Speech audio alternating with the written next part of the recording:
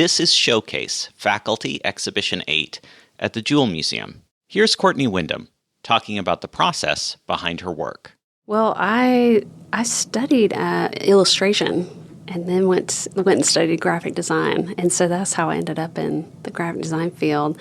But I still enjoy making things by hand and teaching to make things by hand. And so does my husband, Jared. And so he and I have been making mobiles as a side project. And we teach workshops on how to do it as well. So it feeds back into our teaching in a really fun way. He was teaching mobile making in classes, in his industrial design classes.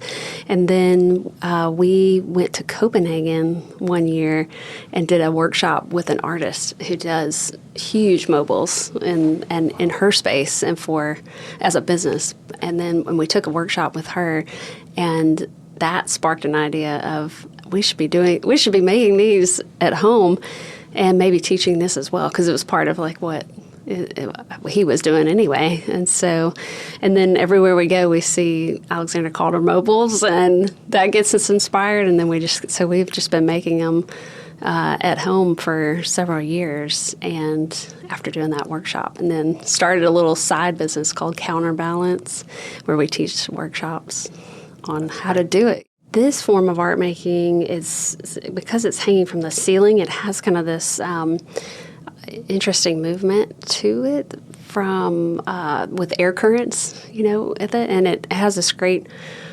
organic feel to it, and especially the way you can connect some of the pieces together. And I've taken it to the next level of custom making all the shapes and the pieces, and so it then can become something that represents another object, and that's where I started making an orchid-inspired set of mobiles.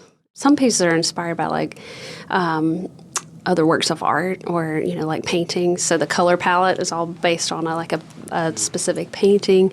But I found that looking at natural objects was actually more helpful because they're already dimensional, and then you can kind of paint the pieces in a way that look dimensional, and then they can represent colors from nature.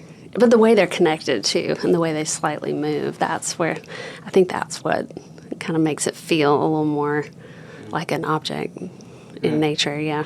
Well, you're looking up at it, and it can create shadows like on the wall, and so that's an interesting part of it too, is like what kind of light is hitting it, and is it natural light or is it a spotlight, and what kind of shadows is it making, and like how what kind of gestures it makes in the air too. We're always thinking about that when we make them, like the balance and the proportion and the rhythm of the whole thing when we create a piece. And so those are the principles of design. That's what we're kind of thinking about when we make them. So we try to translate that. So if you can see all of those things in it, then we've done our job of kind of like making an interesting piece. Yeah.